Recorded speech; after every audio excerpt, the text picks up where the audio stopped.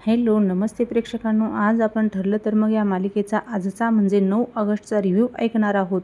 खूपच जबरदस्त असा भाग दाखवलेला आहे आणि खूपच इंटरेस्टिंग असा भाग दाखवलेला आहे. पहिल्यांदा सुभेदारांच्या घरचा सीन दाखवलेला आहे. अर्जुन गौरीला समजावत असतो, तू शहाणी मुलगी आहेस ना, मग रडायचं नाही असं म्हणतो आणि तिचे डोळे पुसत असतो. सायलीताई लवकर परत येईल बघ असं म्हणतो. तेव्हा अर्जुन, आता आपण सगळे हसत हसत सायलीताईची वाट बघूया.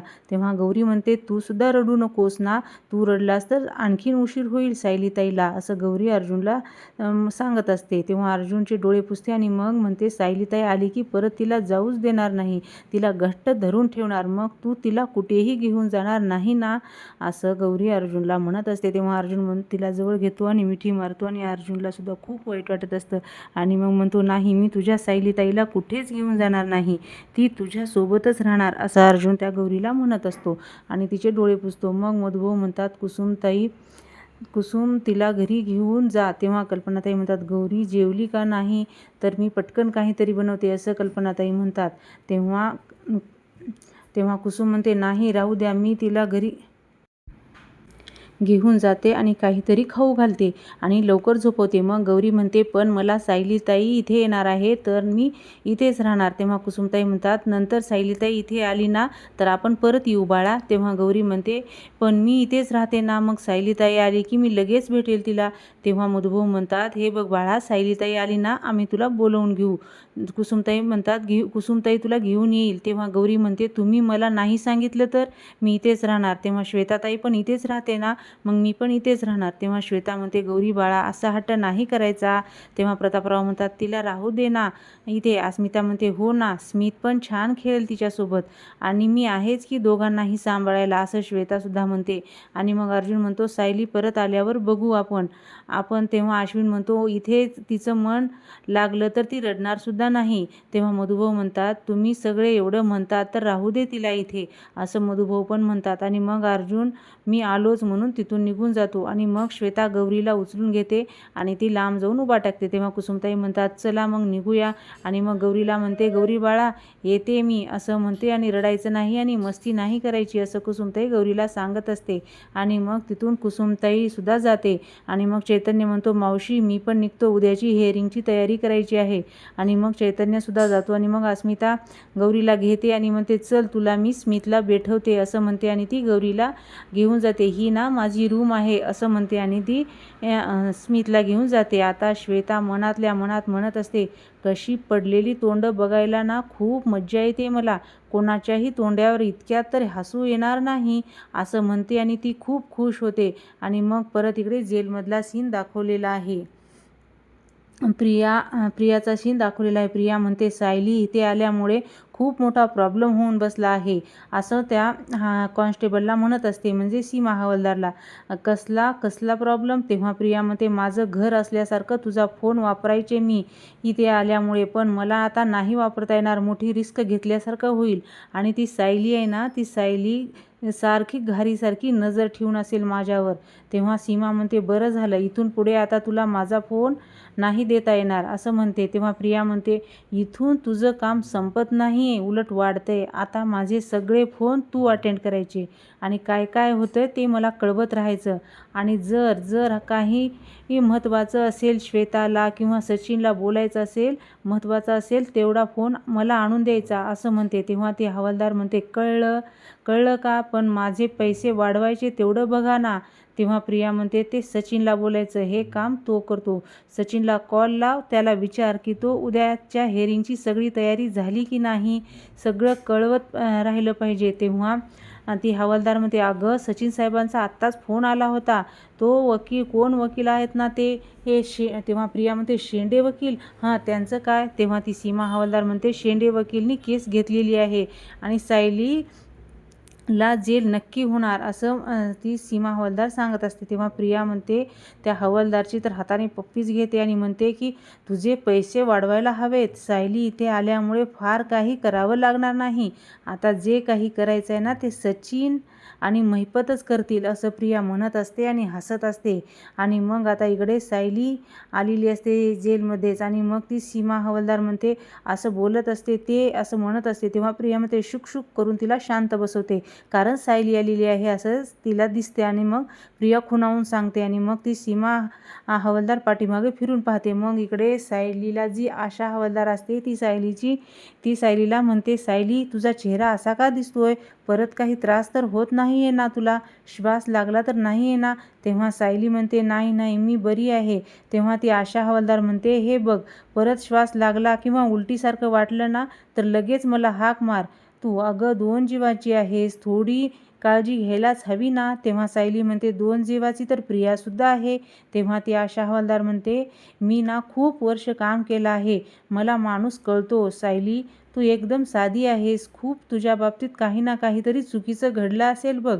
पण ती प्रिया महापातळी बाई आहे, ती पाताळयंत्री बाई आहे. काही दिवसापासून तिच्या डोक्यात वारं भरल्यासारखं वागते. तेव्हा सायली म्हणते, तिला कोण अडवत नाही का?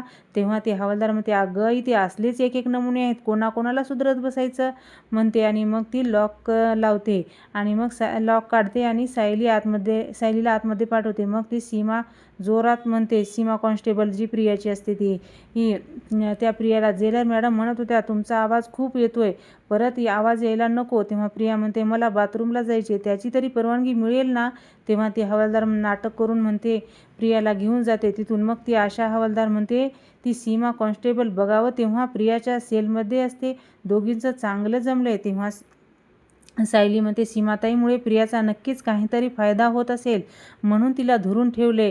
खूप स्वार्थी आहे प्रिया, मी खूप वर्ष झालं तिला ओळखते.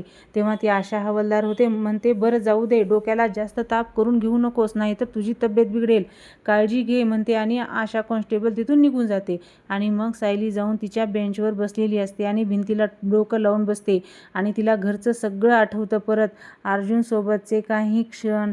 आणि मग परत इथे गाणं लागलेलं असतं, जवळ राहुनी दूर दूर तुझ्या वाचुनी उदास हे सूर, कळेल केव्हा तुला मी माझी व्यथा, माझ्या नजरेने बघ तुलाच तू, हे गाणं लागलेलं असतं. आणि मग सायलीला ते मागचे सगळे क्षण आठवलेले असतात दोघांचे. आणि मग सायली म्हणते, पोटाला हात लावून म्हणते, मला तुमची खूप आठवण येत आहे अहो असं म्हणते. आणि मग परत गाणे लागलेलं असतं आणि इकडे अर्जुनसुद्धा तसाच एकटा बसलेला असतो.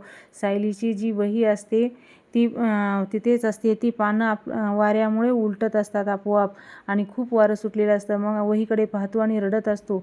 आणि अर्जुनला सुद्धा तिची खूप आठवण येते, जशी सायलीला अर्जुनची येते तशीच अर्जुनला सुद्धा सायलीची खूप आठवण येत असते. आणि मग परत अर्जुनला सगळं आठवतं आणि परत गाणं लागलेलं असतं, तुझ्या विना काही मला समजेना दिसशील का रे, असं काही गाणं लागलेलं असतं. अर्जुनला सगळं काही आठवतं की दूध प्यालेलं आणि मग परत पहिल्या भेटीत तुझे ना बोललो असं ऐकलेलं गाणं लागलेलं असतं. आणि मग सायली बसलेली असते आणि मग तिला भास होतो अर्जुनचा. सायली बसल्यानंतर सायलीच्या हातावर हात ठेवतो अर्जुन आणि मग सायली म्हणते, तुम्ही इथे, असं सायली अर्जुनला म्हणत असते. आणि मग अर्जुन सायलीला म्हणतो, खूप आठवण येत होती मला. तेव्हा सायली म्हणते, तुम्ही माझ्यापासून दूर जाणार नाही ना? जाणार नाही, कुठेच दूर नाही ना जाणार असं म्हणतो. तेव्हा अर्जुन म्हणतो, नेहमी तुझ्या जवळच असणार असं अर्जुन म्हणत असतो. आणि मग सायलीसुद्धा हो म्हणते आणि सगळा भास असतो. आणि मग सायली अर्जुनला हात लावते आणि इकडे अर्जुनसुद्धा बसलेला असतो सायलीच्या आठवणीत. आणि मग सायलीसुद्धा अर्जुनच्या जवळ येऊन उभा टाकते. हा भास सायलीला होतो आणि मग सायली जवळ येऊन बसते अर्जुनच्या. अर्जुन म्हणतो, तू इथे? तेव्हा सायली म्हणते, मी गेलोच कधी होतो दूर इथून, कायम तुमच्या बरोबरच तर होते. अर्जुन म्हणतो, मला तू कायम माझ्याबरोबर हवीच आहेस बायको. तेव्हा सायली म्हणते, कायम तुमच्या सोबतच असणार आहे. आपण शरीराने जरी वेगळं असलो तरी मनाने मात्र कायम एकत्र असणार असं सायली म्हणत असते आणि अर्जुनकडे पाहत असते. आणि मग अर्जुनसुद्धा तिच्याकडे पाहत असतो आणि तिच्या गालाला हात लावतो. आणि मग सायलीला लक्षात येतं की अर्जुन नाही, हा तिचा भास आहे. आणि मग असं सायलीला जेलमध्ये लक्षात येतं. आणि मग अर्जुनला सुद्धा लक्षात येतं की हा भास आहे सायलीचा. आणि दोघेही इकडे तिकडे पाहतात. तेव्हा सायली पाहते आणि घरी अर्जुन, दोघेही एकमेकांची खूप वाट पाहतात, दोघे एकमेकाला खूप मिस करतात. तेव्हा अर्जुन इकडे तिकडे बघतो आणि बायको बायको असं म्हणत असतो. आणि मग सायली पोटावर हात ठेवते आणि मग म्हणते, बाळा, तुझे आईबाबा एकमेकाशिवाय नाही राहू शकत बाळा, पण तुझे बाबा आपणाला इथून लवकरच बाहेर काढतील असं म्हणते. आणि मग काळजी करू नकोस. आणि खूप रडत असते. आणि इकडे अर्जुन सुद्धा लहान मुलीचा फोटो लावलेला असतो. त्या फोटोकडे जातो आणि पाहतो आणि म्हणतो, पूर्ण प्रयत्न करीन बायको, तुला उद्याच बेल मिळेल, तुला आणि आपल्या बाळाला घरी घेऊन येणारच, आय एम प्रॉमिस बायको, असं म्हणतो आणि बाळाच्या फोटोकडे पाहतो. आणि इकडे सायलीला सुद्धा खूप टेन्शन आलेलं असतं आणि इकडे अर्जुनला सुद्धा खूप टेन्शन आलेलं असतं. आणि मग आता दुसरा दिवस उजडलेला असतो आणि आता डायरेक्ट कोर्टामधील सीन दाखवलेला आहे. जज साहेब आलेले असतात आणि मग सगळेजण एकदम उभा टाकतात आणि मग जज साहेब खाली बसतात आणि मग सगळेजण खाली बसतात. आता जज साहेब म्हणतात, प्रोसेसिंग मी बिगिंग ॲडव्होकेट अर्जुन सुभेदार, तुमचं वकीलपत्र सादर करा. मग अर्जुन म्हणतो, हे माझं वकीलपत्र, असं म्हणतो आणि मग ते वकीलपत्र जज साहेबांना देतो. जसे वकीलपत्र उघडून पाहतात आणि मग ते शेंडे वकिलाला म्हणतात, सर मी सुरेश कदम यांचा वकील, हे माझं वकीलपत्र, असं म्हणतात आणि ते वकील कोर्टात सादर करतात. Advocate Shende, your opening statement please, असं जज साहेब म्हणतात. तेव्हा तो शेंडे म्हणतो, सायली सुभेदार या पनवेलमधील एका सभ्य आणि सुशिक्षित घराण्यातले आहेत, पण दिसतं तसं नसतं जज साहेब. सायली सुभेदार यांच्यावर अल्पवयीन मुलींची तस्करी करणं, त्यांचे अश्लील फोटो काढणं, त्यातून पैसे कमवणं यासारखे गंभीर गुन्हे दाखल आहेत साहेब. तेव्हा सायली म्हणते, मी असं काहीही केलेलं नाही जज साहेब, मी कुठलेही व्हिडिओ काढलेले नाहीत, मी कुठल्याही मुलींना काही त्रास दिलेला नाही आहे, मुळात आमच्या आश्रमातली कुठलीही मुलगी अल्पवयीन नाही आहे. तेव्हा जज साहेब म्हणतात, अल्पवयीन नाही आहे, ऑर्डर ऑर्डर, असं म्हणतात आणि सुभेदार तुमच्या आशिलाला शांत बसायला सांगा. तेव्हा अर्जुन म्हणतो, सायली सुभेदार विचारल्याशिवाय काहीही बोलू नका, प्लीज शांत राहा. तेव्हा सायली म्हणते, पण तुम्ही यांना सांगा ना, आश्रमात गौरी सोडल्यास कुठलीही मुलगी अल्पवयीन नाही आहे. तेव्हा शेंडे वकील म्हणतात, सायली सुभेदार तुम्ही कितीही बोललात, कितीही आरडाओरडा केलात तरी आमच्याकडे पुरावे आहेत. वात्सल्याश्रमातल्या गायब झालेल्या मुली अल्पवयीनच आहेत. माय लॉर्ड, सायली सुभेदार यांनी 6 मुलींची तस्करी केली आहे. एक मुलगी पोलिसांच्या ताब्यात आहे आणि आरोपीचा एक साक्षीदारांचा अजून पत्ता लागलेला नाही. पण अजूनही 5 मुली आणि आरोपीच्या तस्करीतला पार्टनर अजूनही सापडलेला नाही. त्याचं नाव टोनी असं समजलं आहे.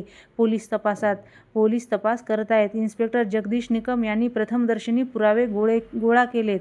त्याची फाईल मी कोर्टासमोर सादर करत आहे, असं म्हणून ते ॲडव्होकेट शेंडे फाईल जज साहेबांना देतात. मग आता ते जज साहेब म्हणतात, ॲडव्होकेट सुभेदार युअर ओपनिंग स्टेटमेंट प्लीज. तेव्हा अर्जुन उठतो आणि म्हणतो, येस मी लॉर्ड, असं म्हणतो आणि माझे क्लायंट सायली सुभेदार यांच्यावर केलेले सगळे आरोप खोटे आहेत. ते खरे मिसेस सायली सुभेदार यांनी वात्सल्य आश्रम चालवत होत्या, पण त्या आश्रमातल्या मुलींची तस्करी होत नाही.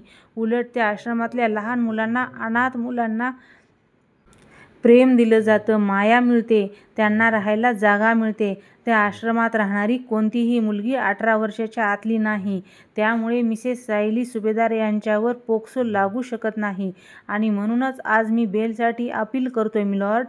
मिसेस सायली सुभेदार यांच्यावर आजपर्यंत कोणताही गुन्हा दाखल झालेला नाही किंवा कोणतीही पोलीस कंप्लेंट नाही आणि या केसमध्ये मिसेस सायली असं सांगेन की मिसेस सायली सुभेदार म्हणजे माझी क्लायंट निर्दोष आहे. शिवाय मिसेस सायली सुभेदार 7 महिन्यांच्या प्रेग्नेंट आहेत. त्यामुळे कोर्टाला विनंती करतो की सायली सुभेदार यांना जामीन देण्यात यावा. तेव्हा शेंडे वकील म्हणतात, ऑब्जेक्शन मिलॉर्ड, सायली सुभेदार यांच्यावर पोक्सो लागलाय, मग अर्जुन सुभेदार बेल मागूच कशी शकतात? या केसमध्ये आरोपीचा साथीदार असलेला टोनी अजूनही पोलिसांना सापडलेला नाही. अशा वेळी साक्षीदारावर दबाव आणला जाऊ शकतो. पीडित मुलींची साक्ष बदलण्यात जाऊ शकते. माय लॉर्ड, हा धोका आपण नाही पत्करू शकत. तेव्हा अर्जुन म्हणतो, मी सायली सुभेदारांचा वकील म्हणून सांगतो मिलॉर्ड, आम्ही तपासात पूर्ण सहकार्य करू. सायली सुभेदार हे शहर सोडून जाणार नाहीत, पण यांची तब्येत नाजूक आहे. लक्षात घेता इम्युनिटी ग्राउंडवर बेल मिळावी अशी मी कोर्टाला विनंती करतो, असं अर्जुन म्हणत असतो. तेव्हा ते शेंडे वकील म्हणतात सुद्धा थँक्यू म्हणतात आणि आपापल्या जागेवर जाऊन बसतात. म्हणजे जज साहेब निर्णय देतात, ॲडव्होकेट सुभेदार कितीतरी महिला गर्भवती आहेत, गंभीर गुन्ह्यासाठी शिक्षा भोगत आहेत. ती त्यांच्या तब्येतीची व्यवस्थित काळजी घेतली जाते. इथे त्यांना हवी असलेली वैद्यकीय सेवा पुरवली जाते. मग ह्याच आरोपीच्या बाबतीत नियम शिथिल कसे होतील? हे प्रथमदर्शनी पुरावे पाहून हे कळते की गुन्ह्याचे स्वरूप अत्यंत गंभीर आहे आणि म्हणूनच हे कोर्ट सायली सुभेदार यांचा जामीन मंजूर करण्यास नकार देत आहे. आणि मग शेंडे वकील तर खूप खुश होतात आणि मग ते अर्जुनकडे खुन्नस देऊन हसत असतात आणि म्हणतात साहेबांचा त्यांचा जामीन अर्ज फेटाळण्यात येतोय. आणि मग सही करतात आणि मग अर्जुन तर पाहतच राहतो आणि तो खूप रडलेला असतो. म्हणत असतो तेवढ्यात जज साहेब असं म्हणत असतो तेवढ्यात जज म्हणतात कोर्ट इज द अर्जंट, पुढच्या सुनावणीसाठी तारीख दिली जाईल असं म्हणतात. आणि ते जज साहेब निघून जातात आणि मग अर्जुन तर एकदम खालीच बसतो, कारण त्याला आज जामीन मिळेल असं वाटत होतं, पण ती मिळालेली नसते. आणि सचिन परत व्हिडिओ कॉलवर प्रियाला सगळं काही दाखवत असतो, कोर्टात काय काय घडत आहे.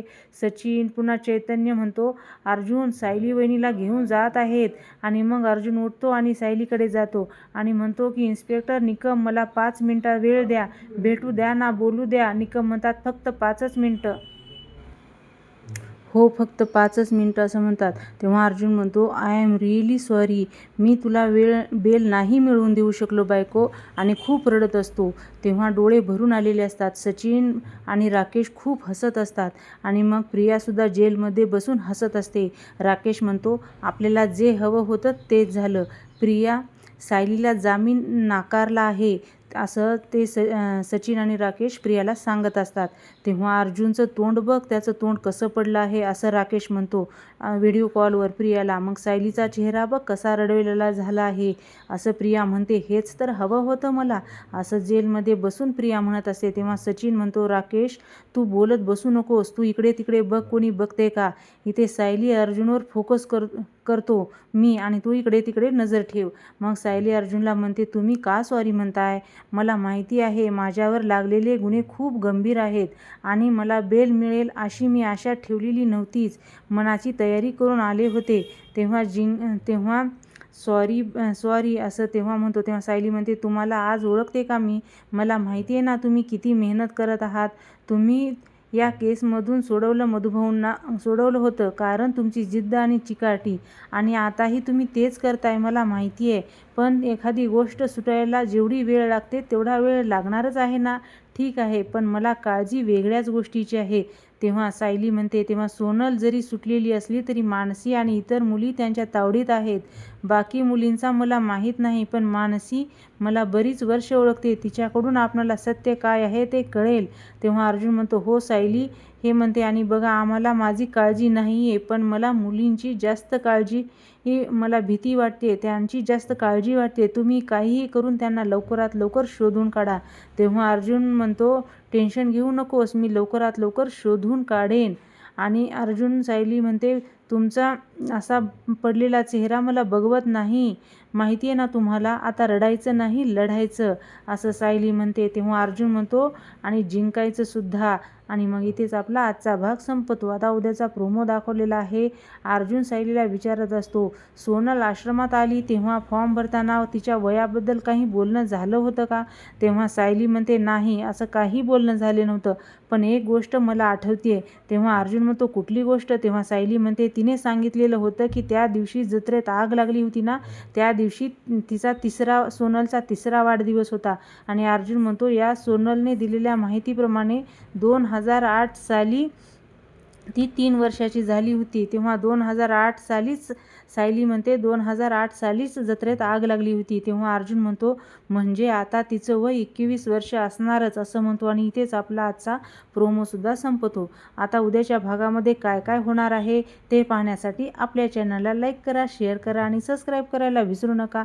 तुम्ही हा व्हिडिओ शेवटपर्यंत बघितला त्याच्यासाठी धन्यवाद.